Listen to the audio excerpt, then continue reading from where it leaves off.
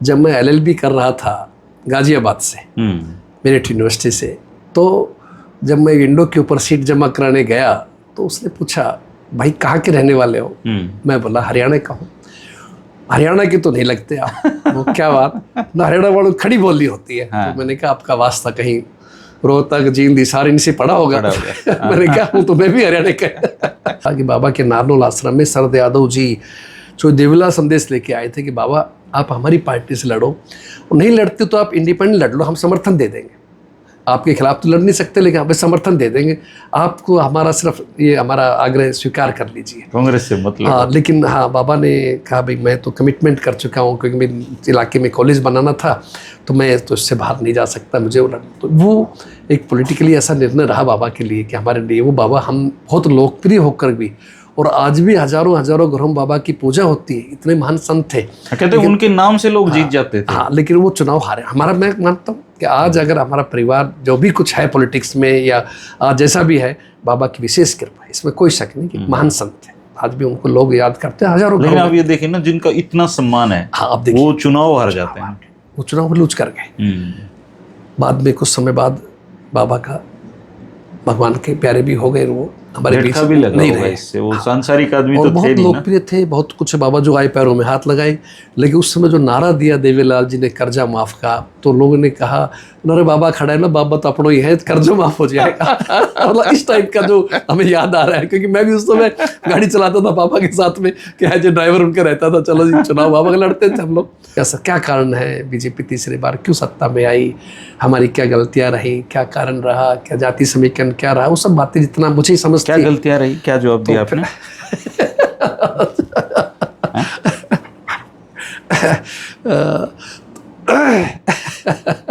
तो कुल मिला करके नहीं बता ही दो सर आज तो, क्योंकि अभी तो दिल्ली बहुत दूर है।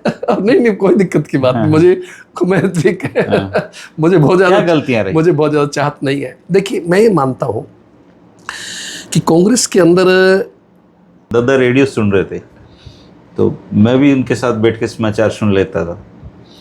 तो मैंने एक दिन ऐसे पूछा, दादा कांग्रेस क्या है? तो इत्तेफाक से है ना, दो खागड़ है ना हमारे घर के सामने लड़ाई कर रहे थे, दादा ने डोगा किया उनकी तरफ, ये कांग्रेस है।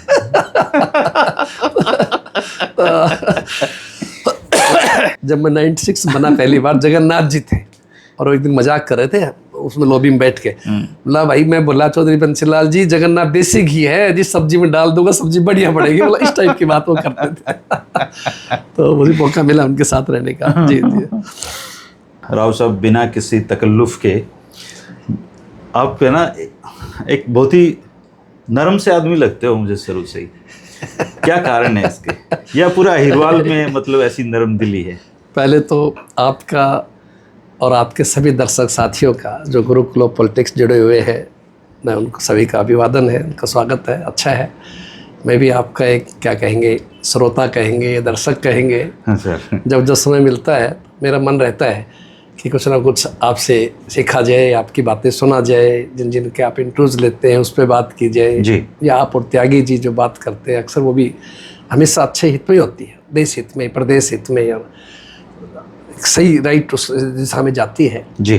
तो जहाँ तक आपने प्रश्न किया नरम होने का या ऐसा कुछ बोला आपने अभी, देखिए वैसे इंसान की प्रवृत्ति उसके परिवार के ऊपर बहुत कुछ डिपेंड करती है।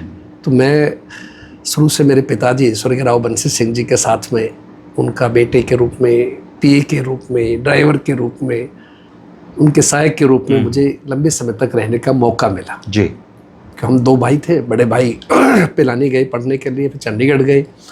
मुझे भी चाहते थे, मदर ने मना कर दिया कि एक बेटा साथ भी रहना चाहिए, तो इसलिए मुझे घर में रहना पड़ा उनके साथ में। और मैं आम साधारण जो है महेंद्रगढ़ में रहा, तो सरकारी स्कूल में पढ़ा, फिर उसके बाद कॉलेज होती थी, सब पहले सरकारी कॉलेज ही होती थी, प्रेप से लेके सेकेंड ईयर तक महेंद्रगढ़ रहे, फिर नारनौल आ गए। तो कुल मिला के कहने का कि परिवार में पिताजी के साथ रहने काफ़ी मौका मिला। और एक ये भी रीज़न है कि हमारा इलाका जो जिला महेंद्रगढ़ है ख़ास तौर से, जिसको आप दक्षिण हरियाणा कह दो, हिरवाल कह दो, वो राजस्थान के टच में है जी। मेरे यहाँ तीन तरफ राजस्थान लगता है, जिला झुंझुनू, जिला अलवर और बीच में जिला जयपुर ग्रामीण। तो ये सारी टचिंग है, रिश्तेदारियाँ है, बिल्कुल बॉर्डर के ऊपर है। मेरे गांव जैसे नारनौल से 6 किलोमीटर में शायद अंतिम गांव है राजस्थान का, जलालवर शुरू हो जाते हैं, भैर रोड का एरिया। मेरे मामा राजस्थान में, शिमला में, और राजस्थान भी नारनौल से बॉर्डर पे 17-18 किलोमीटर पे है, तो वही बॉर्डर के ऊपर है। तो इस प्रकार से एक वो राजस्थान में थोड़ा झलक है सॉफ्टनेस की, बोलने की। और हरियाणा कई प्रकार का है, आपका रोहतक है, आपका जींद है, प्रकार के। हाँ, तो अलग अलग स्टाइल है। और ये बात ठीक है। आपकी बात से याद आया, जब मैं LLB कर रहा था गाजियाबाद से, मेरिट यूनिवर्सिटी से, तो जब मैं विंडो के ऊपर सीट जमा कराने गया तो उसने पूछा, भाई कहाँ के रहने वाले हो? मैं बोला हरियाणा का हूँ। हरियाणा के तो नहीं लगते आप। वो क्या बात ना, हरियाणा वालों खड़ी बोली होती है। तो मैंने कहा आपका वास्ता कहीं रोहतक, जींद, हिसार इनसे पढ़ा होगा। मैंने कहा वो तो मैं भी हरियाणा का। तो इस क्षेत्र का फर्क होता है, और कुछ स्वभाव भी समझ लीजिए। तो मैं ऐसा ही मेरा स्वभाव नेचर रहा। लेकिन कुल मिलाकर के अगर आप सॉफ्ट रहते हैं या दूसरे का सम्मान करते हैं, तो मैं समझता हूँ जीवन में वो अच्छी बात है, कोई बुरी बात नहीं है। अगर कोई शराफत को, अगर कोई शिष्टाचार को कमजोरी समझे तो गलत है। देखो वही चीज़, सिस्टम अलग है जी, लेकिन वो एक हमारी ह्यूमनिटी भी है, आपका खानदान भी है कि आपका स्वभाव कैसा है। और आपके बहुत से आप जो लोग मिलेंगे, आप उनकी पढ़कर बता दोगे किस परिवार से, किस खानदान से, भाई उनका कैसा होगा। तो ये चीज़ बड़ी डिपेंड करती है जी। बहुत कुछ परिवार पे, माँ बाप पे, फैमिली पे, इलाके पे असर आता है। तो यही एक रीज़न होगा मेरे ख्याल जो आपने पसंद किया। अच्छा सर, आपके पिताजी के बारे में सुना है हमने, थोड़ा उनके बारे में बताइए। वो उनके कैसे पॉलिटिक्स में आना हुआ? देखिए, मेरा परिवार एक साधारण किसान परिवार से रहा। नारनौल से 6 किलोमीटर बहरोड रोड के ऊपर गांव मंढाना है, सेका मंढाना कहते हैं। उस मंढाना के अंदर एक आम परिवार में मेरे दादाजी स्वर्गीय श्री राम प्रसाद जी साधारण किसान थे। ताऊ जी वगैरह भी अपने हाथ से खेती करना, काम करना। पिताजी ने पढ़ाई की, पढ़ाई करने के बाद वो शिक्षक के रूप में सेवा की। लेकिन शिक्षक होते हुए समाज सेवा की ज़्यादा उनके अंदर भावना रहती थी। तो जो मुझे याद आ रहा है, जो मुझे बताया गया कि उनको कहीं नोटिस इशू हुआ कि यार आपको ऐसा आया, आपके बारे में पूछा गया है कि भाई आप जो है और लोगों की और बहुत घूमते, इधर उधर समाज सेवा में ज़्यादा लगन रहते हो। कुल मिलाकर के पता नहीं क्या हुआ, उन्होंने फिर रिजाइन दे दिया अच्छा शिक्षक से। और फिर वो कोऑपरेटिव बैंक के माध्यम से, सहकारी बैंक के इसके चुने गए चेयरमैन चुने गए। उस समय MD होता था चुना हुआ व्यक्ति।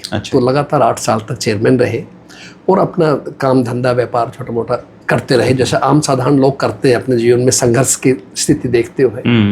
और 1972 में पहली बार उनको अटेली विधानसभा से चुनाव लड़ने का मौका मिला। और उस समय विशाल हरियाणा पार्टी एक राजनीतिक पार्टी थी। स्वर्गीय राव वीरेंद्र सिंह जी पूर्व मुख्यमंत्री रहे, केंद्रीय मंत्री रहे, उनकी पार्टी होती थी। हमारे इलाके में मैक्सिमम जुड़े हुए लोग थे। फादर साहब उनके पसंद के व्यक्ति थे। उन्होंने कहा, राव बंसी सिंह चुनाव आपको लड़ना है। उससे पहले शायद अटेली से जो व्यक्ति थे वो चुनाव हार गए थे, ऐसा मुझे याद है। आपने पहला चुनाव लड़ा। और इसके बीच में एक चीज़ और बताऊँ खास, कि हमारे गुरु बाबा खेतानाथ जी हुए हैं। बाबा खेतानाथ जी एक बहुत उच्च कोटि के संत साधु रहे। उनका ऐसा कहते बोले किसी का चुनाव जीतना हो कि बाबा खेतानाथ के नाम पे भी जीत सकते हैं, ऐसा था कुछ? नहीं, वो एक तो वो हमारे गुरु रहे। तो जब शुरू में राव वीरेंद्र सिंह जी ने पापा से कहा कि भाई आपको चुनाव लड़ना है, तो उन्होंने कहा, मैं राव साहब मेरे गुरु हैं, उनसे पूछ के बताऊंगा, मैं लड़ूं मैं फैसला मैं। ये कहाँ तब करते थे खेतानाथ जी? सीमा गांव है अच्छा। नारनौल के पास में ही, जो अटेली हल्के में आता, सीमा में पैदा हुए थे। फिर वो बाल ब्रह्मचारी रहे और तपस्या की। और उन्होंने बहुत जगह आश्रम, आपके पशु अस्पताल, कन्या स्कूल, धर्मशालाएं, इस टाइप के, मतलब एक सामाजिक कर्मयोगी संत थे। कर्म करते रहते थे, सिर्फ एक परना बांधते थे, शरीर नंगा रहता था उनका सारा। और वो हर बार बड़े तपस्वी के रूप में उनकी पहचान थी। तो फादर साहब ने उनसे पूछा कि जी इस तरह से हमारे नेता ने बोला है, राव साहब ने, कि भाई आप चुनाव लड़ना है। फादर साहब ने को बाबा ने शुरू में मना कर दिया, नहीं भाई बंसी सिंह, अपना चुनाव से क्या वास्ता, तो अपना काम नहीं। फादर ने मना कर आगे जा करके, अरे राव साहब मैं तो नहीं लड़ पाऊंगा, मेरे गुरु जी ने मना कर दिया। फिर पता नहीं क्या आई, गुरु जी ने खुद फिर मैसेज दे के बुलाया कुछ दिन बाद कि भाई बंसी सिंह लड़ेंगे, चुनाव लड़ना है, कह दे अपने नेता को जाके। फिर वो गए, राव साहब ठीक है जी, मैं भाई मेरा मन है। तो टिकट आपको मिला और विसरना पार्टी से आप उस समय विधायक चुने गए अटेली हल्के से पहली बार में। और उसके बाद में वो विधायक रहे 5 साल। 77 में जब जनता पार्टी आई, लहर थी, तो उस समय राव वीरेंद्र सिंह जी एमपी का चुनाव लड़ते थे। वो मनोहर लाल जी सैनी साहब से वो चुनाव जनता व्यू के अंदर हार गए थे। मैंने याद है आज तक वो ट्रिब्यून अखबार में कहीं आया था, राव वीरेंद्र सिंह उन स्लीपरी ग्राउंड ऐसा कुछ करके उनकी हेडलाइंस आई थी। मनोहर जी से याद रह गई, डाउन टू अर्थ व्यक्ति थे। बिल्कुल मनोहर लाल जी ऑर्डनरी पे थे, वो तो सर्व जनता पार्टी की टिकट के नाम के ऊपर जिसको मिली वही बन गए। तो उसके बाद विधानसभा चुनाव हुआ। हरियाणा में अक्सर ऐसा ही होता है, पहले पार्लियामेंट होता है, बाद में एमएलए के चुनाव आते हैं। तो फादर साहब ने कहा, राव वीरेंद्र सिंह मीटिंग बुलाई, भैया कैसे करना है, असेंबली चुनाव आ गए, बताइए क्या मन है आप लोगों का। तो फादर ने कहा राव वीरेंद्र सिंह जी को कि आप हमारे नेता हो, आपका एमएलए रहना जरूरी है, तो आप मेरे चुनाव क्षेत्र अटेली चुनाव लड़िए, जो एक बहुत बड़ी बात है। आमतौर पर कोई पंच का पोस्ट में नहीं छोड़ सकता, सरपंच का नहीं छोड़ सकता, भाई मैं लड़ूंगा। आज मुझे कहे यार आप ड्रॉप कर दो तो बड़ा जोर पड़ता है, क्या मैं इससे कर पाऊंगा। तो फादर साहब ने अपना इलेक्शन कहा आप लड़िए राव साहब। ठीक है, राव साहब चुनाव लड़ा। बनने के बाद भी सारा विधायक काम फादर साहब ही करते थे, चुनाव भी फादर साहब ने लड़ा, विधायक राव वीरेंद्र सिंह जी बने। 2.5 साल के अंदर जो आपकी जनता पार्टी टूट गई और दोबारा चुनाव हुआ। फिर राव वीरेंद्र सिंह एमपी बने, केंद्र में इंदिरा जी के बाद में पहले शपथ ली, आप कृषि मंत्री भारत सरकार बने, वो सीट अटेली खाली हो गई। और फिर 1980 में उपचुनाव हुआ और उस चुनाव में पिताजी को टिकट दोबारा दिया गया। और फिर हम उस समय कांग्रेस में मर्ज हो गए थे सरला पार्टी बीच में। तो जब आपने वो चुनाव लगभग 29,000 वोटों से, जो उस समय हरियाणा का रिकॉर्ड था, वो आप चुनाव जीत के बने, सबकी जमानतें जब्त थी, फादर साहब चुनाव जीते। तो ये उनका जीवन में एक अच्छा ये रहा, स्टोरी रही। फिर उसके बाद 1982 का चुनाव आ गया, फिर पार्टी ने टिकट दिया और वो चुनाव हम 193 वोट से 193 वोट से लूज कर गए। बड़ा इत्तेफाक था कि हमारा फ़ोन नंबर भी 193 था। ये इत्तेफाक की बात होती है। कहानी सुनाते हैं ना कोई ऐसे कि इतने वोट से जीतोगे, उससे फोन आया। तो फिर उसके बाद में जो है, और बस वो कांग्रेस में कई बार इनफाइटिंग होती है, खैर तो उस नाते से हमें भी नुकसान हुआ और अपने ही साथियों की तरफ से वो चुनाव हम लूज कर गए 82 का। 87 आ गया। 87 में बाबा खेतानाथ जी ने मन बनाया कि नारनौल में पॉलिटेक्निक कॉलेज होना चाहिए। चौधरी बंसी लाल जी मुख्यमंत्री थे, बाबा को बुलाया गया। पहले बाबा ने प्रयास किया तो कह दिया गया बाबा ये कॉलेज वॉलेज सब एम विधायक मंत्री से बनते, वैसे नहीं मिलते। अच्छा जी। तो कहीं बाबा को भी जोश आ गया, अच्छा भाई ठीक है कोई बात नहीं। कुल मिलाकर सरकार ने बात मान ली गई और बाबा को कहने से नारनौल में आज भी उनके नाम से बाबा खेतानाथ राजकीय पॉलिटेक्निक कॉलेज बनाया गया। राजीव गांधी जी थे उस समय, तो उनसे भेंट कराया गया। पूजनीय महंत बाबा चांदनाथ जी महाराज जो स्थल भोर में ही आपके रोहतक में है, वो भी बड़ी गद्दी रही नाथो संप्रदाय की। तो वो भी कहीं बीच में होगा, उनका मीटिंग हुआ और फैसला हुआ कि बाबा को अटेली से चुनाव लड़ाया जाए। जनता और वो चौधरी देवीलाल जी की जो कह सकते हैं आंधी तूफान जो भी था 87 में, जहाँ कांग्रेस शायद केवल 5 ही आए थे। हाँ जी 5। तो उस समय बाबा को टिकट दे दिया गया कांग्रेस से। नहीं चाहते, बल्कि मुझे याद है मैंने अपनी आंखों से देखा था कि बाबा के नारनौल आश्रम में शरद यादव जी जो देवीलाल संदेश लेके आए थे कि बाबा आप हमारी पार्टी से लड़ो, और नहीं लड़ते तो आप इंडिपेंडेंट लड़ लो, हम समर्थन दे देंगे। आपके खिलाफ तो लड़ नहीं सकते लेकिन हमें समर्थन दे देंगे, आपको हमारा सिर्फ ये हमारा आग्रह स्वीकार कर लीजिए। कांग्रेस से मतलब? हाँ, लेकिन हाँ बाबा ने कहा भाई मैं तो कमिटमेंट कर चुका हूँ, क्योंकि मेरे इलाके में कॉलेज बनाना था, तो मैं तो इससे बाहर नहीं जा सकता, मुझे तो वो एक पॉलिटिकली ऐसा निर्णय रहा बाबा के लिए कि हमारे लिए वो बाबा हम बहुत लोकप्रिय होकर भी, और आज भी हजारों घरों में बाबा की पूजा होती है, इतने महान संत थे। कहते हैं उनके नाम से लोग जीत जाते थे। हाँ, लेकिन वो चुनाव हारे। हमारा, मैं मानता हूँ कि आज अगर हमारा परिवार जो भी कुछ है पॉलिटिक्स में या आज जैसा भी है, बाबा की विशेष कृपा है, इसमें कोई शक नहीं कि महान संत थे। आज भी उनको लोग याद करते हैं हजारों। लेकिन आप ये देखिए ना, जिनका इतना सम्मान है, हाँ, आप देखिए वो चुनाव हार जाते हैं, वो चुनाव लूज कर गए। बाद में कुछ समय बाद बाबा का भगवान के प्यारे भी हो गए, वो हमारे बीच भी लगा नहीं रहे। इससे वो सांसारिक आदमी और तो बहुत लोकप्रिय थे, बहुत कुछ बाबा जो आए पैरों में हाथ लगाए। लेकिन उस समय जो नारा दिया देवीलाल जी ने कर्जा माफ का, तो लोगों ने कहा अरे बाबा खड़ा है ना, बाबा तो अपनों ही है, कर्जा माफ हो जाएगा।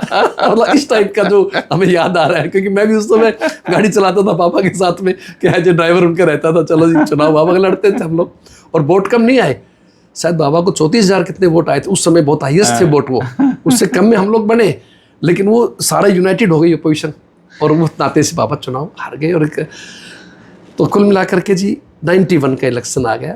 1991 में जो पिताजी का जीवन का अंतिम इलेक्शन रहा, फिर पार्टी ने, कांग्रेस पार्टी ने को टिकट दिया और हम वो चुनाव लड़े और वो चुनाव पिताजी अपने जीवन का अंतिम चुनाव केवल 66 वोट से जीतते, 66 वोट से। आप देखिए, बहुत ही क्लोज फाइट थी। Close fight. और कौन थे मुकाबले में? राव वीरेंद्र सिंह जी के छोटे बेटे। एक्चुअली जहाँ हम एक ही घर थे, फिर अलग अलग हो गए, विचारों की भिन्नता आती है कई बार, तो वो फिर और उनके बीच से निकल के आना भरना, क्योंकि वो तो अहिरवाल के राजा कहलाए जाते थे, लेकिन फिर भी लोगों ने बहुत साथ दिया और पिताजी की अपनी मेहनत, शराफत जो भी था, कुल मिला के वो बने। और मैं कांग्रेस पार्टी ने जो छोटा मंत्रिमंडल बना, शुरू में शायद 6 लोगों का बना, जिनमें चौधरी भजन लाल जी सीएम के बाद में, चौधरी सुरजेवाला जी, बड़े वाले शमशेर सिंह जी, चौधरी वीरेंद्र सिंह जी, सरदार हरपाल सिंह जी, और इस तरह से कास्ट वाइज एक बनाए थे। 6 लोग थे। महेंद्र प्रताप जी गुर्जर समाज से, और अपने फादर साहब को बनाया। एक मुझे श्रद्धाने से करतार देवी जी को बनाया था रोहतक से। इस तरह से 6-7 लोग थे जो विभिन्न कास्टों से थे। तो उसमें फादर साहब को सीनियर कैबिनेट मिनिस्टर बनाया गया। डेवलपमेंट पंचायत मिनिस्टर का काम दिया गया उनको। वो क्योंकि साधारण किसान के परिवार में पैदा हुए थे, जानते थे हर चीज़, गरीब नज़दीकी से देखी थी, गरीबी भी, हर आदमी को देखा था, किसान को भी देखा। तो उन्होंने खूब मन से सेवा की उस दौरान में, हर गांव में जाना, पर लोगों के बीच में लोकप्रिय रहना। तो उनका बहुत अच्छा एक रहे। लेकिन हमारा दुर्भाग्य रहा कि 4.5 साल को रहे लगभग, और जनवरी 96 में हार्ट अटैक की वजह से अचानक उनका देहांत हो गया। फिर मई के अंदर आम चुनाव आए, कांग्रेस पार्टी ने मुझे उम्मीदवार बनाया और हम लोग 9 MLA चुनाव जीत करके आए 90 में से कांग्रेस पार्टी के, जो सत्ता में थी। सत्ता के विरोध की माहौल होता है, उसमें आप विधायक बने। फिर दूसरा चुनाव आया 2000 में, फिर दूसरी बार आप फिर अटेली से विधायक बने। इस तरह से आपका परिवार 5 बार अटेली से विधायक रहा। फिर परिसीमन की प्रक्रिया 2005 का चुनाव आया।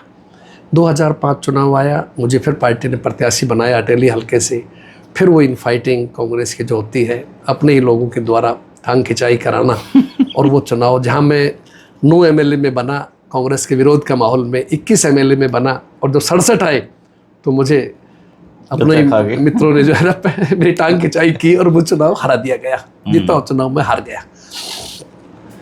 कोई बात नहीं, राजनीति में जीत हार चलता है। तो उसके बाद में परिसीमन की प्रक्रिया शुरू हो गई और अटेली विधानसभा के 3 टुकड़े कर दिए गए।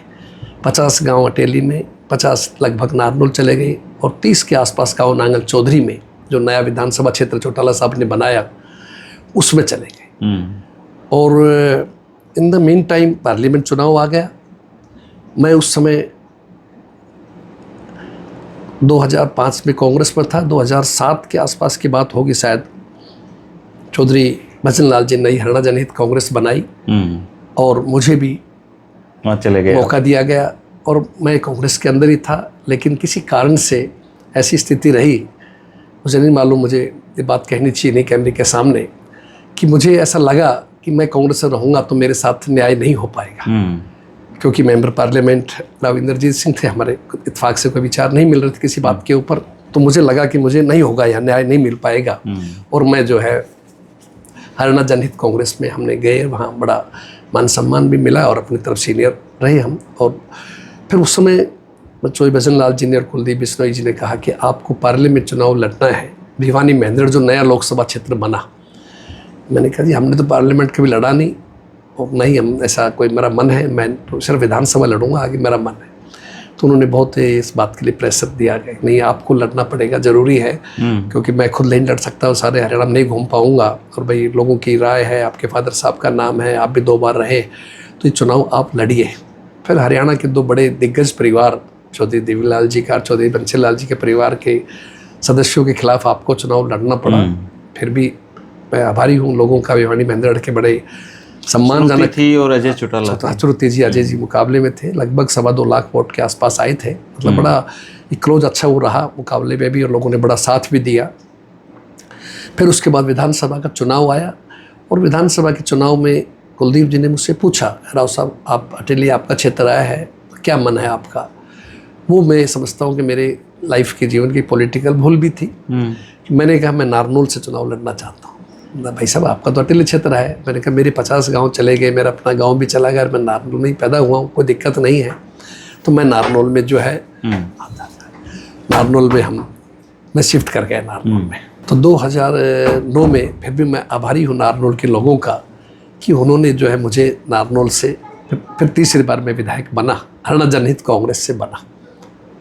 और लेकिन नारनौल एक शहरी इलाका रहा, शहरी क्षेत्र रहा, तो निश्चित रूप से शहरी क्षेत्र के अंदर थोड़ा सा हम गांव के रहने वाले रहे और गांव की हमारी पृष्ठभूमि रही, और फिर वो माहौल ऐसा चला कि उसके बाद से शहर से चुनाव लड़ने में दिक्कत आई कांग्रेस उम्मीदवार के रूप में हमारे को। अच्छा सर, ये जो प्रदेश अध्यक्ष बनने वाला आपका, जी जी जी, ये सच में एक मतलब एक बहुत ही एकदम से आप निकल के सामने आए, इसकी कहानी बताओगे थोड़ा ऑनेस्टली? हाँ, मतलब क्या कहानी है? ऑनेस्टली बात करते, राजनीति में होते हैं बहुत कम लोग होंगे जो ईमानदारी से बात करते हैं। कैसे मतलब आप, बहुत सारे लोग दौड़ में थे इसके ना? देखिए मैं दौड़ में नहीं था, सच बात नहीं है, मैं कोई ऐसा नहीं दौड़ में नहीं था, बल्कि सब लोग मुझे कहते थे, इवन परिवार के लोग भी, बेटे भी, सब, पापा आप पॉलिटिक्स में करते हो, कभी दिल्ली जाते नहीं, हाजिरी लगाते नहीं, राजनीति तो ऐसे कैसे, ऐसे थोड़ी राजनीति होती, युग बदल गया, आपको जाना चाहिए, मिलना चाहिए। मैं हमेशा कहता बेटा अपना काम करो, लोगों के फील्ड में रहो, हमारी जो भाग्य में है कोई छीन नहीं सकता, और जो नहीं हो मिल भी नहीं सकता, सच्चाई है। तो मैंने कतई जो इस बारे में कहीं कोई प्रयास नहीं, कोई भागदौड़ नहीं, कोई लॉबिंग नहीं, सोचा भी नहीं था। कहीं राहुल जी के दिमाग के अंदर, जो हमारे नेता है राहुल गांधी जी, उनके दिमाग के अंदर ये आया, ये जो भी सोर्सेस मिले हो आप उनसे? उससे पहले मिले थे? रूटीन में कोई 1-2 बार मिले थे, लेकिन वो तो देश के नेता हैं, हजारों लोग, बहुत हमारे जैसे लाखों लोग हैं, कौन जानता है। तो उनके दिमाग में आया कि मुझे हरियाणा में चेंज करना है और ओबीसी को लेके आना है। कांग्रेस में बीसी ओबीसी एक ही, अलग अलग नहीं है। कहने को ओबीसी कहते हैं, लेकिन वो बीसी भी उसी में शामिल है। तो उन्होंने कहा बैकवर्ड समाज से आना चाहिए, मेरी इच्छा है, क्यों हरियाणा में एससी और जाट समाज का ही वो रहा है, हमारा चला है कि भाई एससी अध्यक्ष रहेगा तो जाट चीफ मिनिस्टर रहे, या कांग्रेस सीएलपी लीडर रहे। अब काफी साल में, काफी लंबा 20 साल लगभग ऐसा ही चला, और ये प्रयोग फेल रहा। चलो, तो उसके बाद जो है ये ऐसा उनके दिमाग में आया, तो उन्होंने स्टडी की ओबीसी में और कौन कौन सी बड़ी जातियां हैं। तो भाई यादव हैं, गुर्जर हैं, सैनी हैं, बाकी जातियाँ छोटी छोटी हैं। जो बैकवर्ड BCA कहते थे, वो समाज में तो बहुत बड़ा, तो ज़्यादा उनका वो नहीं है संख्या। सैनी तो ऑलरेडी बीजेपी से मुख्यमंत्री बने हुए हैं, तो स्वाभाविक है। गुर्जर समाज का भी शायद इतनी संख्या नहीं होगी जितनी उम्मीद करते होंगे वो। तो कुल मिलाकर के यादव समाज के ऊपर बात आई, फिर यादव में टटोला गया कौन कौन लोग हैं, उसमें 2-3 नाम निकल करके आए। फिर वो सारा उनका सर्वे भी हुआ, उनका पिछला रिकॉर्ड देखा गया, जो भी सर्वे किया स्टडी उन्होंने हाईकमान ने, उसमें आपका नाम निकल करके आया। मैं तो कहाँ थे आप उस समय? मैं संगठन सर्जन अभियान के तहत रुड़की गया हुआ था। अच्छा। संगठन सर्जन जो अभियान चला है, जिला अध्यक्ष बनाने की प्रक्रिया, मेरी ड्यूटी लगी है ICC की तरफ से, मैं चला गया था। मुझे वही मैसेज मिला रात को, फिर आपको सुबह अपॉइंटमेंट है, मिलना है राहुल जी से और खड़गे जी से। फिर मैं आया तो उनका पहला सवाल यही था कि आप कभी दिल्ली आते नहीं? मैंने कहा जी नहीं। तो खड़गे सवाल से था, हम देखना चाहते नरेंद्र है कौन जिसका नाम हमारे सामने आया है। तो मैंने कहा जी नहीं। कहते अच्छा। फिर उन्होंने सारा किया, भाई ठीक है, आपके लिए देख रहे सोच रहे हैं कि आप कर पाएंगे, किस तरह करेंगे। फिर अपने जो विचार होते हैं उन्होंने काफ़ी देर, हम लगभग शायद 15 मिनट आधा घंटा बैठे होंगे, सब चीज़ें पूछी। राहुल जी ने भी बहुत प्रसन्न किए, अलग अलग खड़गे साहब ने पूछा। बाकायदा इंटरव्यू पूरा? हाँ, बाकायदा, मतलब एक बातें की बैठ के, इंटरव्यू से कह लो उसको आप। मैंने साफ दिल से, क्योंकि मुझे तो लग ही नहीं रहा था कि मुझे कोई, मेरा कोई नंबर है, कोई मुझे बनाएगा। मैं तो जस्ट लाइक बुलाया था, मैं अपना एज उनका वर्कर के नाते से, कांग्रेस कार्यकर्ता के नाते से बात कर रहा था। जो दिल में थी, जैसा हम समाज में सुनते हैं, जैसे आपको अपनी राय दे दो, वो मैंने सब बातें कही। मैंने कहा सर क्या कारण है बीजेपी तीसरी बार क्यों सत्ता में आई, हमारी क्या गलतियां रही, क्या कारण रहा, क्या जाति समीकरण क्या रहा, वो सब बातें जितना मुझे समझ, क्या गलतियां रही, क्या जवाब दिया आपने?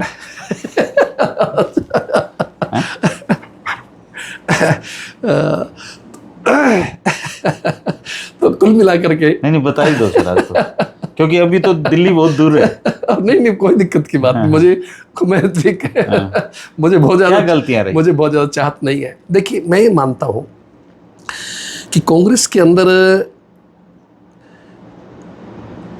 इसमें कोई शक नहीं है कि हमारी सरकार में अच्छा काम कर रहे थे, नो डाउट, इसमें कोई शक की बात नहीं। गांव में डेवलपमेंट के मामला है या और जो भी चीज़ें थी, मतलब अच्छे ढंग से चल रही थी। कोई, मैं ये भी नहीं कह सकता कि सरकार की तरफ से कोई बहुत ही अत्याचार किए जा रहे हो, कोई ज्यादती की जा रही हो, कोई लूट खसोट किए जा रही हो, क्योंकि मैं खुद मंत्रिमंडल का हिस्सा था। तो लेकिन ये ज़रूर है कि भाई जो हमारा तरीका रहा या भाजपा ने जो अपनाया, उनमें थोड़ी डिफरेंसेस रही। हरियाणा में ये बहुत ही पॉलिटिक मतलब चतुराई वाला जवाब दे रहे हो आप। मुझे ऑनेस्टली वाला जवाब चाहिए सर कि तीसरी बार सत्ता में क्यों आए। मन ना हो तो मतलब ये घुमावरा के जवाब मत दो मेरे को। नहीं देखिए, एक तो सबसे बड़ा रीजन ये आप दोबारा पूछ रहे हो तो हमारी अपनी गलतियों की वजह से। हाँ, ये एक तो ये सबसे महत्वपूर्ण, क्योंकि जब तक खुद में नहीं झांका जाएगा ना तब तक बात बनेगी नहीं। नहीं, हमारा अपना भी एक बहुत बड़ी हमारी गलतियां थी और उन गलतियों की वजह से ही हमें आज ये दिन देखना पड़ा, वरना तो भारतीय जनता पार्टी तो खुद मान के चल पड़ी थी कि 15-20 साल सीटें उनकी नहीं आएंगी। सही ढंग से हम लोग मैनेज नहीं कर पाए। लोग मुझे ट्रोल कर रहे थे कि आप तो कह रहे थे कांग्रेस सरकार है, मैंने कहा सारा देश कह रहा था। मैं सारे देश यही कहते, जनता यही कहते थे। और जो उम्मीदवार टिकट मांग रहे थे, शायद जिनकी संख्या 2,500 के आसपास होगी, टिकट तो 90 मिलने थे, वो सारे भी हमसे मैनेज नहीं हो पाए ढंग से, उनसे हम लोग बात नहीं हो पाए। उन लोगों ने भी जबरदस्त खिलाफत की कि इसको हराया जाए जब भी तुम्हारा नंबर पड़ेगा। ये भी एक रीजन रहा। कुछ इन फाइटिंग भी रही आपस में भी, कांग्रेस में एक दूसरे को हराने की, या कुछ ऐसे भी रहे कि जो हम लोग सही ढंग से टैकल नहीं कर पाए, या ओवर कॉन्फिडेंस भी आप कह सकते हो। बहुत सी बातें आप सारे में समझ जाएंगे। तो ओवर कॉन्फिडेंस भी रहा कि हमें मान के चल रहे थे सरकार तो बन चुकी, कोई बात नहीं, एक सीट नहीं आई तो कोई फर्क नहीं पड़ता। हाँ। सरकार तो बनेगी 70 आएंगे और 10-5 घट जाएंगे, क्या फर्क पड़ता। तो ऐसा हमें लग रहा था। तो ये एक हमारी नो डाउट, देखो आदमी को मानना चाहिए, मैं तो इंडिविजुअल रूप से कहूँगा भी हमारी अपनी भूल कहीं गई जाएगी। और भी कुछ सिस्टम हो सकता है, कई चीज़ें हैं, लेकिन आप समझदार हैं तो इसलिए मेन चीज़ यही रही कि, और जनता के अंदर भारतीय जनता पार्टी खास तौर से जब से सत्ता में आई है, वो हर जगह अपना एक तरीका इस्तेमाल करती है। कहीं हिंदू मुस्लिम का कार्ड खेलती है। हरियाणा में ये चीज़ नहीं चली तो यहाँ उन्होंने जाट नॉन जाट कार्ड खेलने की कोशिश की।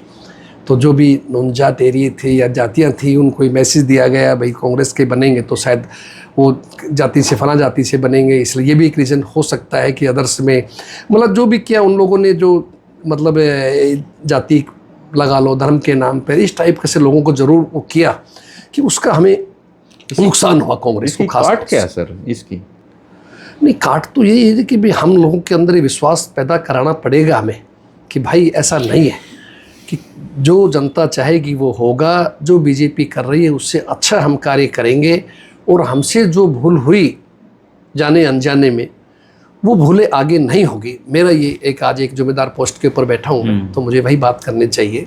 तो मैं ये मानता हूँ कि हमें लोगों के अंदर घुसना होगा, और जो जातियाँ खास तौर से हमसे दूर चली गई, जो कांग्रेसी हुआ करते थे, चाहे वो एससी के भाई है, चाहे वो बैकवर्ड भाई है, उनमें हमें ज़रूर ये विश्वास पैदा करना पड़ेगा कि आगे अगर कांग्रेस सत्ता में आती है तो आपको आपका पूरा हिस्सा हक मिलेगा। मैं समझता हूँ कि ये हमें ज़रूरी है, और वो जब भी मिलेगा जब हम लोगों के बीच में जाएँ, वो हमारी बात सुने, हम पे विश्वास करें।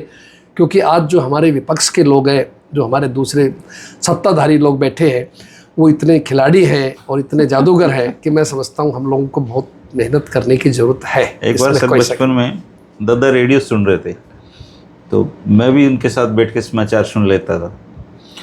तो मैंने एक दिन ऐसे पूछा, दादा कांग्रेस क्या है? तो इत्तेफाक से है ना, 2 खागड़ है ना हमारे घर के सामने लड़ाई कर रहे थे। दादा ने डोगा किया उनकी तरफ, ये कांग्रेस है।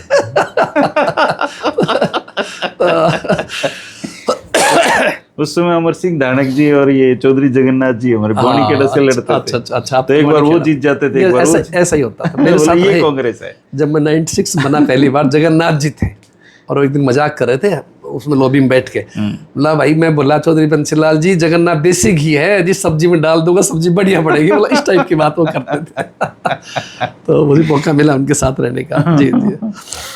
बंसीलाल जी के साथ कोई रहा सर कोई प्रसंग आपका? चौधरी बंसीलाल जी का बस मैं 96 में पहली बार विधायक बना, और वो शायद तीसरी बार मुख्यमंत्री बने थे उस समय।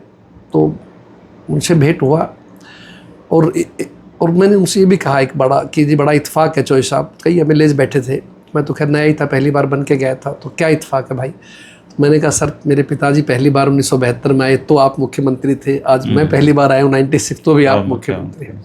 लेकिन एक बात ज़रूर है कि मैंने जो मेरा मेडन स्पीच कहते हैं या क्या कहोगे, हाउस जो पहली स्पीच थी बतौर विधायक, मैंने ये बात रखी थी अपनी स्पीच में। आज भी रिकॉर्ड है कि जो विधायक बोलते हैं उनका रिकॉर्ड रहता है, सब बुक शक्ति लाइब्रेरी में होती है। मैंने ये कहा था, चौधरी बंसीलाल जी, भगवान ने आपको तीसरी बार सीएम बनाया है, आप ऐसा काम कर दो कि पॉलिटिशियन के हाथ में नौकरी ना रहे। अच्छा, उस टाइम मैंने कहा परमात्मा कसम कि साहब, क्योंकि ये चीज़ें हमें नुकसान करती है कि आप किसी को दे दिया, किसी गांव में 10 सर्विस लगा दिया, आप तो खुश हो गए कि 10 वर्कर हमारे लग गए, लेकिन ये नहीं पता उस गांव में अगर 100 बेरोजगार है तो 90 आपके दुश्मन बन गए, और 10 का भरोसा नहीं वो कब तक रहेंगे, वो भी चले जाएंगे।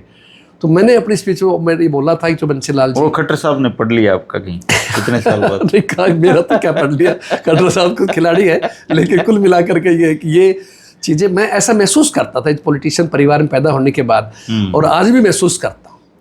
और मैंने कहा है, मैंने अपने नेताओं को भी कहा ये बात, मैं ऑन रिकॉर्ड भी कहता हूँ, कोई शर्म की बात नहीं। स्पीच में होगी आपकी ये बात? मिलेगी आपको रिकॉर्ड में, कभी ना कभी लेके दिखाऊंगा आपको। मैंने अपने नेता राहुल गांधी जी को भी ये कहा, मैंने कहा सर हरियाणा में बीमारी रही, चाहे कोई मुख्यमंत्री रहा, कोई पार्टी रही, तो ये बीमारियां नहीं होनी चाहिए इस प्रकार की। हालांकि हमारा प्रयास रहा कि योग्य बच्चों को जरूर शिक्षा मिले, नौकरी मिले, उनका छीना नहीं जाए। इनसे पहले किसी ने सोचा ही नहीं था लेकिन ये भी हो सकता है। लेकिन ये भी एक बहुत बड़ा रीजन रहा इस मामले के अंदर। और बाकी लेकिन अब तो इनकी सरकार के खिलाफ भी एचपीएससी में बच्चे बैठे हैं वहाँ पे। हाँ नहीं, आज इस बात का ओबीसी के बच्चों को लठ लग रहे हैं। आज इस बात का एक बहुत बड़ा वो है, इसमें कोई शक नहीं है कि भाई एचपीएससी जो भर्ती कर रही है, हमारा एक कार्यक्रम भी चल रहा है पूरे हरियाणा में, शायद आपने देखा या नहीं देखा कि हरियाणा प्रदेश कांग्रेस की तरफ से पूरे जिलों के अंदर हम लोगों ने एक कार्यक्रम चलाया है विरोध प्रदर्शन के रूप में, खास तौर से नीट का परीक्षा घोटाला जो रद्द हो गई पेपर लीक की वजह से। 22 लाख विद्यार्थी बैठे थे, 5 विद्यार्थियों ने सुसाइड भी किया है, हमारी बड़ी संवेदना है उनके परिवार के प्रति। साथ में आपका जो है ये जो आप लॉ एंड ऑर्डर की स्थिति बहुत ख़राब है। साथ में आपका जो ये डीजल प्राइस आज 10 दिन में तीसरी बार रेट बढ़े हैं, लगभग 4.5 से 5 रुपए। मोदी जी ने कही रखा है भी आने वाला है बुरे टाइम नहीं तो, और हमारे नेता ने भी कहा है कि आर्थिक संकट जबरदस्त आएगा, राहुल जी ने इस बात के लिए आगाह किया है। तो ये 3-4 चीज़ें थी महत्वपूर्ण। एक एचपीएससी का महत्वपूर्ण पॉइंट था कि हरियाणा के नौजवान आज ये महसूस करते हैं कि हमारे साथ न्याय नहीं हो पा रहा। चपड़ासी हमारे अधिकारी बाहर के, हम बाहर के लोग, मैं नहीं कहता इंडिया के हैं, अपने हमारे लिए कोई बेचारे वो गैर नहीं है, लेकिन फिर भी हर प्रदेश में वहाँ के नौजवान का अपना एक हक समझता है, मेरे घर में तो मुझे स्थान मिलेगा ही मिलेगा। नहीं, पोस्ट ही फिल कर दो कम से कम, बाहर की भी लगा लो पूरी। मेरे दिमाग से कम हर डिपार्टमेंट में 20-30-40% 50 पोस्टें खाली पड़ी है, जो सिलेक्शन हो रहे हैं उसमें 60-70% बाहर के लग रहे हैं, तो वो गलत है। चेयरमैन एचपीएससी के चेयरमैन ने उनका ये कहना कि हरियाणा में योग्य शिक्षा संस्था नहीं है। भाई कुरुक्षेत्र यूनिवर्सिटी कितनी पुरानी है, आपकी एमडी यूनिवर्सिटी यहाँ कितनी पुरानी है, तो ऐसा नहीं हो सकता कि हम उनको ख़राब बता दें। तो ये ज़रूर आज की डेट में एक सीरियस पॉइंट है जिस पे नौजवान बड़ा महसूस कर रहा है, बड़ा अपने आप को बेइज्जत महसूस कर रहा है। अच्छा, जैसे आप जिस कम्युनिटी से आते हैं जी, वो पूरी की पूरी कम्युनिटी ऐसा लगता है बीजेपी के साथ बहुत ही स्ट्रांगली अटैच दिखाई देती है, तो आप अपनी कम्युनिटी को कैसे समझाएंगे? और इतने सॉफ्ट स्पोकन होते हुए मतलब समझाना थोड़ा मुश्किल है वहाँ पे, ऐसा या फिर इसी से आएंगे वो? नहीं, देखिए वो इलाका जो आज कह रहे हो कभी कांग्रेस का गढ़ हुआ करता था। मैंने आपको बताया जब 9 एमएलए बने, उस 9 में भी 3 विधायक, मैं अटेली से, रेवाड़ी कैप्टन अजय सिंह जी और गुड़गांव से धर्मवीर गाबा जी। देखिए 9 में से 3 यानी 33% हो गए। हाँ बिल्कुल, सिर्फ उसी बेल्ट से आए थे, गुड़गांव, रेवाड़ी, महेंद्रगढ़, 3 जिलों से।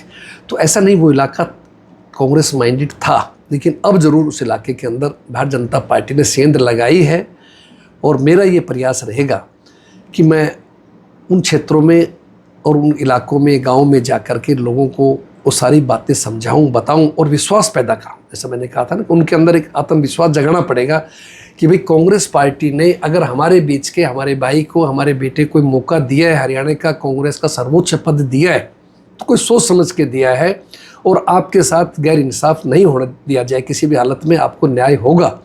और जो आज सिस्टम चल रहा है इससे 21 सिस्टम करेंगे, बढ़िया करेंगे, ये आप मान के चल रहा है। ये सत्य आत्मा की बात है। जहाँ तक सॉफ्ट स्पोकन, जरूर नहीं कोई चीज़ जोर से बोलने से ही कोई बात समझ में आए, ऐसा नहीं है कि वो इलाका सारा ही मेरे जैसा ही इलाका है, हमारे इलाके के लोग ऐसे ही हैं, तो इसलिए वो हमारी बातों को समझेंगे। और कोई भी बात अगर हम सत्य आत्मा से कहेंगे तो लोगों को असर पड़ेगा। मतलब जैसे कांग्रेसियों को आदत नहीं है अनुशासन में रहने की, ये मतलब आप ये अपना, इनको किसी दुश्मन की भी जरूरत नहीं है, खुद के दुश्मन खुद ही हैं। ठीक है प्रश्न, इसमें कोई शक नहीं। और ये बात मैंने उस दिन कही थी खड़गे जी और राहुल जी को भी, और बाद में राहुल जी से अकेले मुलाकात में भी। मैंने कहा सर सबसे बड़ा डिसिप्लिन है, अनुशासन है, और वो हमें मेंटेन करना पड़ेगा और आपको मेरा साथ देना पड़ेगा। और मैंने, आपने शायद न्यूज़पेपरों का देखे भी होंगे, मैंने बनने के बाद भी हमेशा ये कहा भाई अनुशासन मेरे लिए सबसे प्रथम है। जो मेरे सीनियर्स हैं उनको मैं भी निवेदन करूंगा और जूनियर से साथी उनको भी कहूँगा भाई पार्टी में अनुशासन बनाए रखो, जरूरी है। हमें अधिकार नहीं किसी की बेइज्जत करने का, किसी प्रति गलत शब्द कहने का। आपको अधिकार है पार्टी के कमरे में बैठ के बात करें, विदाउट रिकॉर्ड, विदाउट मीडिया, आप कह सकते हैं और ऊपर तक जाए। भाई मैं अध्यक्ष हूँ, मेरी शिकायत भी करे, मैं उससे बुरा नहीं मानता, लेकिन अगर कोई प्रेस में बयान देते हैं वो गलत है, फिर उससे पार्टी की छवि को नुकसान होता है। तो काफ़ी इस बात को मैं प्रयास कर रहा हूँ। हमने डिसिप्लिन कमेटी भी बनाई, अनुशासन समिति बनाई है मैंने, और बिल्कुल मैं इस बात पे अड़िग रहूँगा, चाहे वो बात मेरे हक में जाए चाहे विरोध में जाए, मैं इस बात की भी परवाह नहीं करूँगा, क्योंकि जो जिम्मेदारी पार्टी ने दी है सोच समझ दी है, बार बार जिम्मेदारी नहीं मिलती। मेरा एक प्रयास रहेगा कि ईमानदारी से मैं उस ड्यूटी को निभाऊं और सबको साथ लेके चलूं, और वो अनुशासन सबके लिए है, चाहे मेरा परिवार का सदस्य भी हो, उसके ऊपर फिर वो मुझे लागू करना पड़ेगा। ये नहीं है कि उसमें भाईचारा और वो लिहाज शर्म नहीं चलेगी, मेरा अपना है, मेरा प्यारा है, नहीं है, कुछ भी हो, कोई भी हो, सबके लिए समान बराबर करना पड़ेगा। पार्टी को अगर घर को ठीक रखना है तो अनुशासन लाना ही पड़ेगा। लेकिन अभी चुनौतियां बहुत है कांग्रेस के सामने राष्ट्रीय स्तर पे। अभी ये कोकूस पार्टी आई है, देखा है आपने, इसके बारे में सुना है? हाँ, मैंने बस थोड़ा बहुत आपका भी सुना है और वो रवीश जी का भी सुन रहा था, आज भी रास्ते में आते हुए कहीं सुना है। क्या लग रहा है कोकूस? देखिए, मेरा ये मानना है कि अगर देश के नौजवान को उसकी बात को अगर नहीं समझा जाएगा तो नौजवान खाली नहीं रह सकता, वो कहीं ना कुछ करेगा।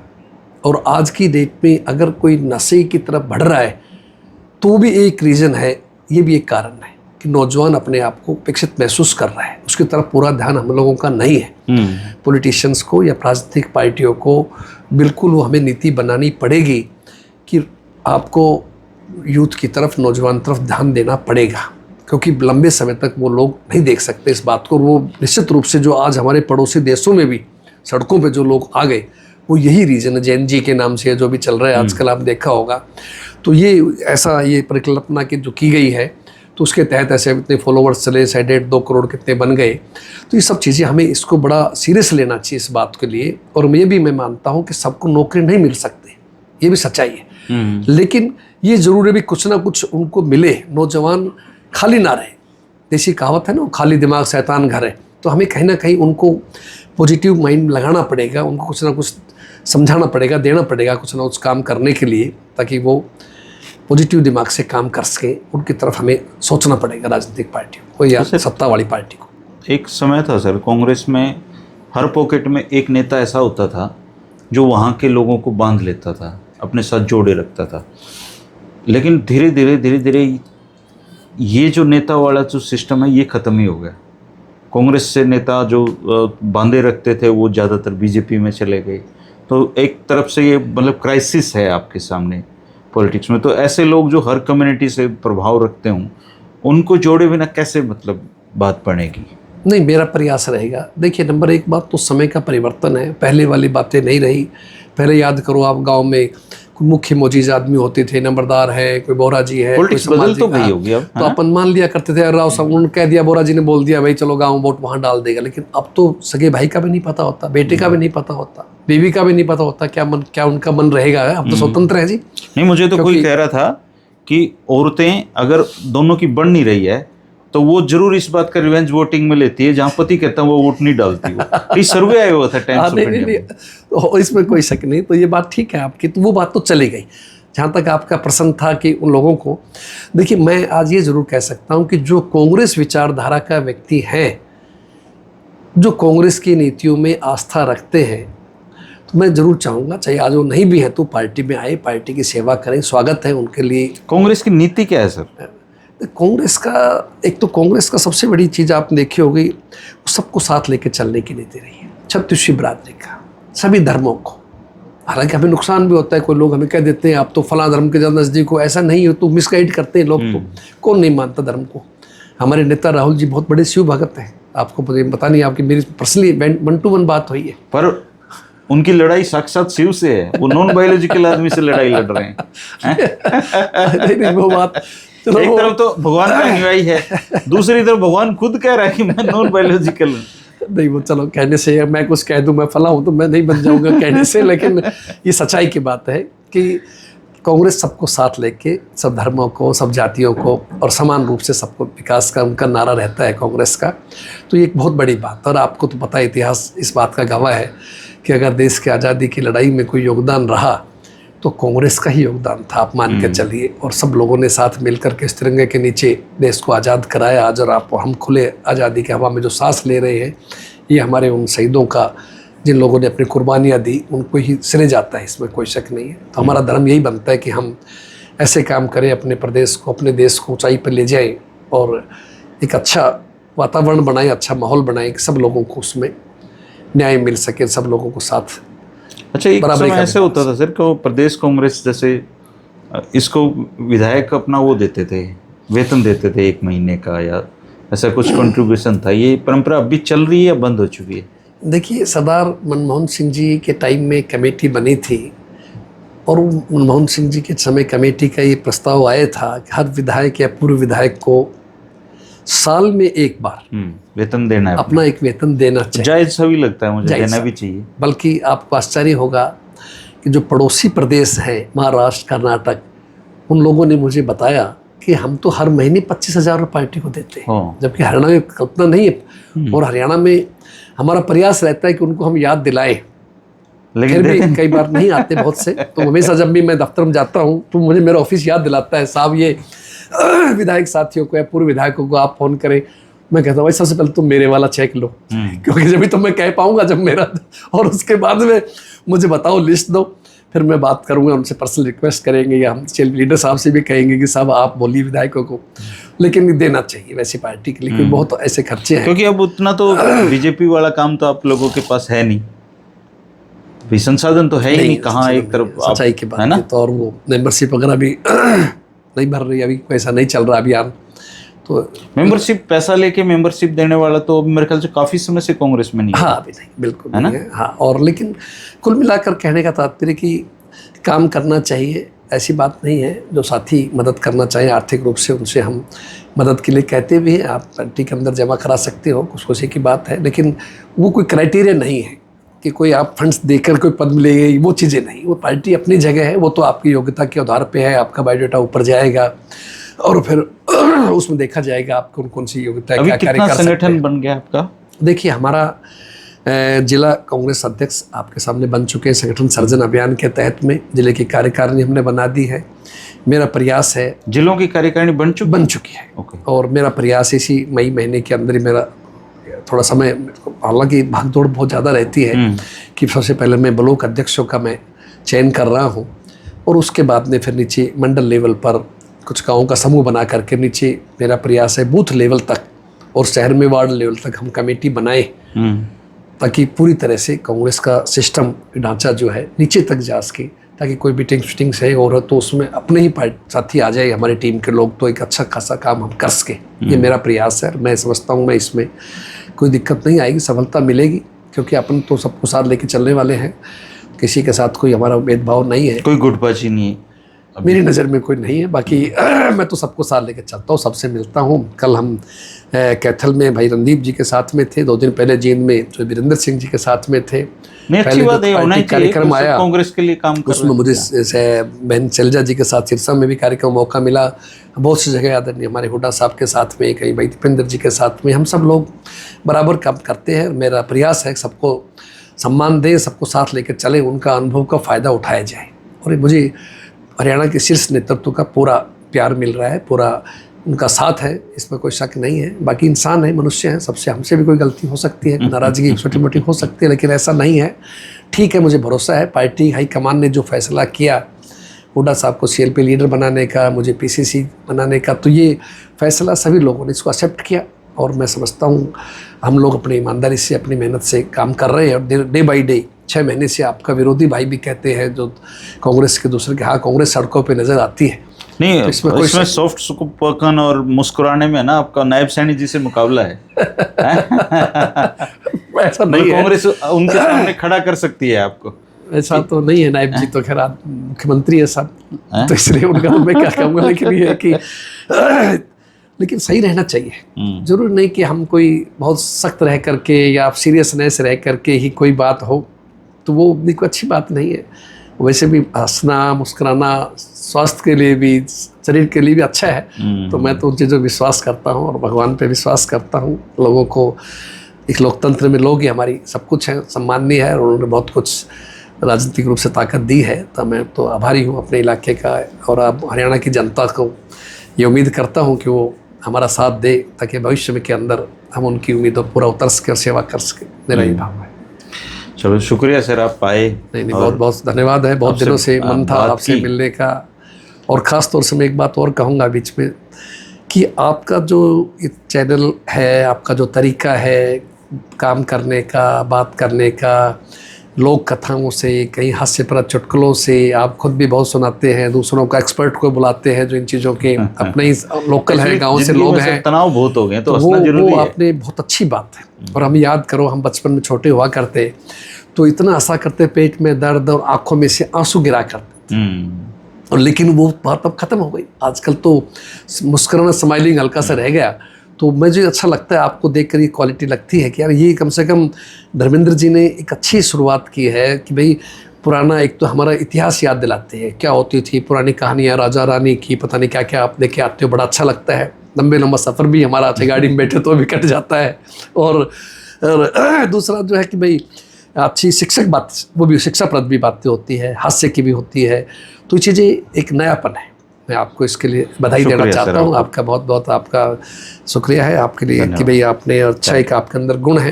तो मैं आभारी हूँ। खास में मेरे पुत्र भी आज साथ आए हैं, अजीज मेरा कृष्ण राव। तो आना तो मुझे था, ये आपका प्रशंसक था, तो मैं इसको भी धन्यवाद दूंगा कि इसकी वजह से शुरू से इच्छा थी पापा एक बार धर्मेंद्र से मिलना है, तो वो भी कभी न कभी मिलेंगे। लेकिन आज वो मौका मिला। बहुत शुभकामनाएं। और राजनीति में उतार चढ़ाव चलते रहते हैं जीवन में, कुछ नहीं, हमें वी शुड बी सेटिस्फाइड। भगवान ने बहुत कुछ दिया है, आज भी वक्त दे रखा है, और आगे होगा तो कहीं जाएगा नहीं। तो इसलिए हमें अपना प्रयास करना जरूर नहीं। कोई आदमी विधायक या सांसद बन के सेवा कर सके, समाज जमाने कर रहे लोगों